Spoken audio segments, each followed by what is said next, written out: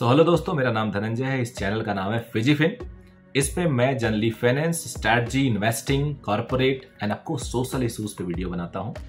और इस टॉपिक पे जो आपने वीडियो खोला है, इस वीडियो में हम बात करेंगे टेक्निकल एनालिसिस क्या होता है। ये बेसिकली एक स्ट्रैटेजी होती है, एक मॉडल होता है जिससे हम शेयर मार्केट में इन्वेस्ट करते हैं, इक्विटी में इन्वेस्ट करते हैं और आपको उस कोशिश होती है कि ज़्यादा पैसा बनाया जाए। तो इसमें मैं 5 पॉइंट पे बारे में आज डिस्कस करने वाला हूँ, 5 पॉइंट्स जिनमें मैं सारी बातें आपको करके दूंगा और उसके बेसिस पे आपके दिमाग में डेफिनेटली एक आइडिया आ जाएगा कि व्हाट इज टेक्निकल एनालिसिस। इसके बाद एक वीडियो बनाने वाला हूँ फंडामेंटल एनालिसिस, बट टेक्निकल को जानने के बाद आपको फंडामेंटल समझने में और ज़्यादा क्लैरिटी आएगा। तो इसमें मैं क्या करने वाला हूँ, पहला पॉइंट कवर करूंगा what is technical analysis. Second point cover करने वाला हूं common tools and indicators for technical analysis. तीसरा पॉइंट मैं कवर करने वाला हूं चार्ट पैटर्न्स। फोर्थ पॉइंट मैं कवर करने वाला हूं limitations end of technical analysis. And fifth, last but not the least, conclusion. तो वीडियो में आखिरी तक बने रहिएगा और अभी तक चैनल को सब्सक्राइब नहीं किए हैं तो सब्सक्राइब अभी कर लीजिएगा और हाँ, बेल आइकन भी दबा दीजिएगा क्योंकि वीडियो आएगा तो आपको तुरंत पता चल जाएगा। जो टेक्निकल एनालिसिस होता है बेसिकली वो हिस्टोरिक प्राइस, वॉल्यूम, उसके डेटा को आइडेंटिफाई करता है, उसके पैटर्न को आइडेंटिफाई करता है एंड उसके ट्रेंड को, जो मार्केट में उसका ट्रेंड था पास्ट में, उसको आइडेंटिफाई करता है। और ये टेक्निकल एनालिसिस से बिलीव किया जाता है कि जो पास्ट मार्केट डेटा है वो हमें फ्यूचर इनसाइट के बारे में बताता है, फ्यूचर बिहेवियर के बारे में बताता है उस पर्टिकुलर स्टॉक के, और हमें टूल देता है एनालाइज, विजुलाइज और इंटरप्रेट करने का, यानी डिसीजन बनाने का। और उसके बेसिस पे हम अपने ट्रेडिंग डिसीजंस बनाते हैं। हम उसके बेसिस पे कुछ शेयर को लेते हैं, कुछ इक्विटी को परचेज करते हैं और ये बिलीव करते हैं कि ये मेरा जो मॉडल है उसके हिसाब से वर्क करेगा। अब कॉमन टूल्स एंड इंडिकेटर्स क्या क्या हैं, किसके बेसिस पे हम डिसाइड करते हैं, इसके बारे में मैं आपको डिस्कस करने वाला हूं। पहला एक होता है मूविंग एवरेज, दूसरा पॉइंट होता है relative strength index, RSI, relative strength index, and उसके बाद सपोर्ट एंड रेसिस्टेंस लेवल। आपने अक्सर सुना होगा टीवी चैनल पे, लोगों को यूट्यूब वीडियो पे, इस पे सपोर्ट है इस स्टॉक का, इस पे रेसिस्टेंस है, इसके ऊपर नहीं जा पा रहा है। सपोर्ट यानी यहां से नीचे नहीं जाएगा तो फिर अगला सपोर्ट यहां तक है। तो ये जो सपोर्ट एंड रेसिस्टेंस है ये बेसिकली इसी का कॉमन टूल्स एंड इंडिकेटर का ही पार्ट है। मूविंग एवरेज एक लाइन ड्रॉ करते हैं जो average price of stock over a certain period of time बताता है। And believe me, this can help smooth out short-term fluctuations in the price and reveal long-term trends। ये बताता है या आपको सचेत करता है इस से कि क्या इसका फ्यूचर ट्रेंड रहने वाला है, क्या इसका पास्ट ट्रेंड था उसके बेसिस पे जो आप गेस करते हो वो क्या रहने वाला है, ये आपको बताता है। अब बात करेंगे रिलेटिव स्ट्रेंथ इंडेक्स। ये बेसिकली एक मोमेंटम इंडिकेटर है that measures the speed and change of price movement, यानी speed और change of price movement, speed over the period of time.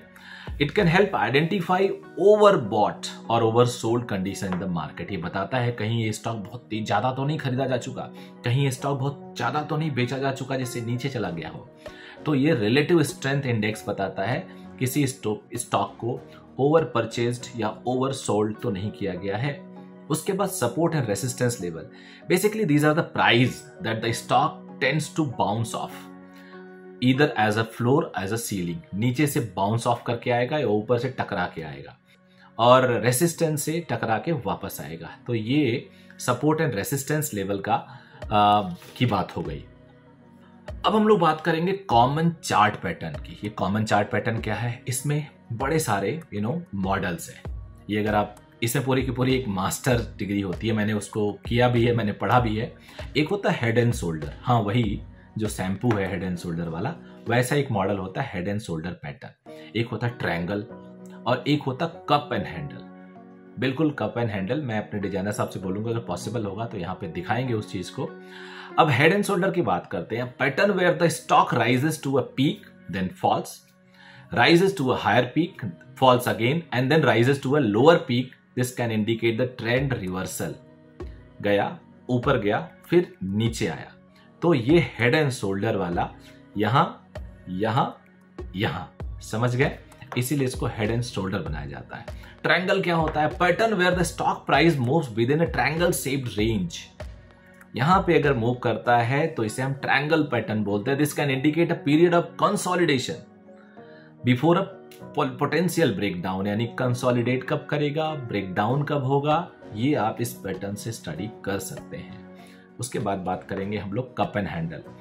A pattern price where stock price form a U shaped cup. ये cup बना लिया ना cup, और उसके बाद handle followed by a smaller price movement जो उसके हैंडल को रिप्रेजेंट करेगा। जो प्राइस मूवमेंट होगा उसका हैंडल होगा, यू शेप्ड कप बनाएगा। This can indicate a potential upward trend. नीचे आया फिर ऊपर जाएगा, फिर उसके बाद एक मूवमेंट दिखेगा हैंडल बनाते हुए। तो ये होगा इसका कप एंड हैंडल। ये कॉमन चार्ट पैटर्न्स था जिसके बारे में बताया। अब मैं बताऊंगा लिमिटेशंस ऑफ टेक्निकल एनालिसिस। अब लिमिटेशंस क्या है टेक्निकल एनालिसिस में? अब इसमें बेसिकली है कि technical analysis can be a powerful tool for identifying the trends in the market and it is also important to note that it has own limitation. Limitation तो यार होगा ही होगा। आप अगर केवल ट्रेंड के बेसिस पे ट्रेड करने लगे और सब आपके फेवर में जाने लगा तो आपको पता है कितने लोग इस पूरे यूनिवर्स में, पूरे अर्थ पे आपको पता कनेक्टेड हैं। एक सेकंड में बात कहाँ से कहाँ पहुँच जाती है। और ये तो पैसे वाली बात है। बहुत जल्दी जो समझदार लोग हैं, दिन भर चिपके वाले लोग हैं, वो तो इससे अमीर बन के निकल जाएंगे। लेकिन ये पास्ट प्राइस एंड वॉल्यूम और से जो हम डिसाइड करते हैं, बेसिकली ये बहुत ज़्यादा आप इस पर बिलीव नहीं कर सकते हैं। कई बार अनएक्सपेक्टेड इवेंट्स और चेंज इन द मार्केट हो जाता है जिससे सारे आपके प्लानिंग ना धराशाही हो जाते हैं। एडिशनली टेक्निकल एरर अलोन में not provide a complete picture of a companies long term prospects. Technical analysis से कंपनी के लॉन्ग टर्म प्रॉस्पेक्ट्स पे आप बारे में नहीं जान सकते हो। कुछ भी हो जाता है बीच में, आपको पता है अभी अदानी एंड आपने देखा होगा अदानी के बारे में क्या हुआ। तो इस तरह से कुछ प्रॉब्लम्स जो अगर आ गई तो ये कंप्लीट फेल हो जाता है and it doesn't take into account fundamental factors such as financial performance और इंडस्ट्री ट्रेंड्स क्या जा रहा है, इन सब पे भी बात नहीं करता ये। तो ये इसकी लिमिटेशन है। यानी लिमिटेशन क्या हो गया कि ये मार्केट में जो स्पेकुलेशन है, कुछ अनएक्सपेक्टेड अकरेंस हो गया, उसको नहीं बताता। ये कंपनी के फाइनेंशियल परफॉर्मेंस, इंडस्ट्री ट्रेंड की बेसिस पे इसका डिसीजन नहीं लिया जाता, वो कभी कभी लीड कर जाता है तो ये फेल हो जाता है। तो बहुत सारे फैक्टर्स हैं जहाँ पे ये लिमिटेशन करता है, लिमिट करता है। अब मैं कंक्लूजन की बात करूँगा।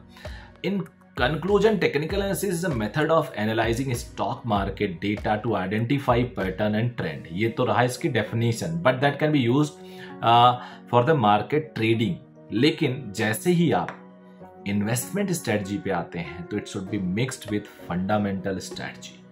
अगर आप fundamental के साथ इसको mix नहीं करते हैं तो जो मैंने बताया प्रॉब्लम्स आ सकती हैं। प्रॉब्लम देखो उसमें भी आ सकती है, अनएक्सपेक्टेड कुछ स्पेकुलेशन आ गया, इंडस्ट्री ही डाउन हो गई, ओवरऑल मैक्रो इकोनॉमिक्स का ट्रेंड डाउन हो गया तो आप कुछ नहीं कर सकते। कोई डेटा आ गया, डेटा की वजह से एक मार्केट क्रैश होने लगा तो आप कुछ नहीं कर सकते। बट फिर भी एक क्वेश्चन देता है फंडामेंटल एनालिसिस, और जैसे मूविंग जो it involves using tools such as moving average, RSI, support and resistance level, as well as identifying chart pattern like head and shoulder, triangle and cup and handle pattern. While technical analysis has limitation, it can be a powerful tool when used to conjugation with the fundamental analysis. जब ये fundamental analysis के साथ use किया जाता है तो powerful tool बनता है, लेकिन अगर अकेले यूज किया जाता है तो ये आपको चपत लगा सकता है।